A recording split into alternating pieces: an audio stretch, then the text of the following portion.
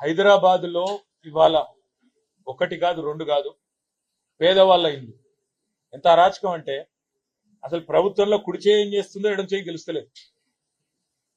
3 రోజుల కింద రిజిస్ట్రేషన్ అవుతుంది ఒక ఇల్లు. 1.5 కోటి పెట్టి ఒక మధ్యతరగతి మనిషి కొనుక్కుంటాడు.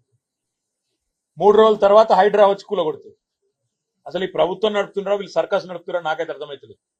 నీ ప్రభుత్వంలో రిజిస్ట్రేషన్ శాఖనేమో రిజిస్ట్రేషన్ చేస్తుంది, ఇంకో శాఖనేమో మున్సిపల్ శాఖ వచ్చి కూలగొడుతుంది. అసలు మీ కనీసం మీకన్నా తెలుస్తుందా ఏం చేస్తుండ్రో? చిన్న పిల్ల వేదశ్రీ అనే పాప 7 ఏళ్ల పాప ఆమె అడుగుతున్నది, మా పుస్తకాలు తీసుకుంటామంటే కూడా మాకు టైం ఇవ్వలేదు, బల్మిట్ కి నూకేసిండ్రు, మా అమ్మ నాయన పెట్రోల్ పోసుకుంటే కూడా గుంజుకపోయి పోలీసు వాళ్ళు తీసుకపోయినరు, రేవంత్ సార్ చేయించిండు అని చెప్పి ఒక చిన్న పాప మాట్లాడుతున్నది. నేను ప్రభుత్వాన్ని అడుగుతున్నా, ఒక ప్రెగ్నెంట్ లేడీని కనికరం లేదు నీకు, ఒక చిన్న పాప అంటే కనికరం లేదు.